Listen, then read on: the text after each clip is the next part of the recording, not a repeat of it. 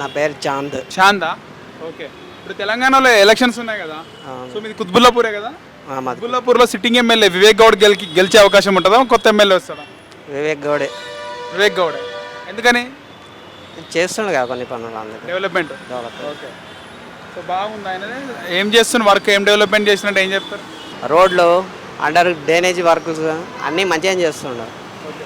ఏదైనా పని మీద ప్రజల్లో హెల్ప్ కోత చేస్తున్నా? చెప్పలేం, చేస్తాడు కొంతమందికి అలాగా. ఆయన దగ్గర ఏంటంటే వీళ్ళు ఈ కులం ఆ కులం అనేది ఉండదు, అందుకే మంచిగా చేస్తాడు అందరికి. ఆయన్నే ఆయన హెల్పింగ్ నేచర్ ఉందా? హెల్పింగ్ నేచర్ ఉంది. ఓకే. శ్రీశైలం గౌడ్ కూడా ఉండగా, మాజీ ఎమ్మెల్యే. ఆయన ఉన్నాడు కాంగ్రెస్లో ఉండేది, ఇప్పుడు ఏంటంటే వేరే పార్టీ మార్చిండు కదా, దానివల్ల డౌటే. చేస్తాడు ఆయన ఇట్లా, కానీ వస్తాడని లేదు నమ్మకం లేదు శ్రీశైలం గౌడ్. నమ్మకం లేదు. కాంగ్రెస్ నుంచి ఎవరున్నారు ఈసారి? కాంగ్రెస్ నుంచి చెప్పలేం, నాకు తెలియదు ఇక. ఒకవేళ కాంగ్రెస్ వేవ్ ఉందంటారుగా రాష్ట్రంలో. ఉంది, వాటికి ఇట్లా రావచ్చు స్టేట్లో కొన్ని, కానీ మాత్రం తెలంగాణ అయితే వస్తుంది కంపల్సరీ. తెలంగాణ వస్తుంది. తెలంగాణ వివేక్ గౌడ్కే ఓటేస్తాను నువ్వు కూడా? కంపల్సరీ. ఎందుకని?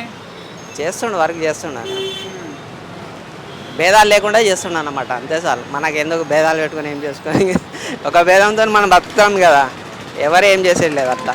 ఆయన మీద ఆరోపణలు ఉన్నాయా, భూ కబ్జాలు ఇవన్నీ, దౌర్జన్యాలు, రౌడీజం?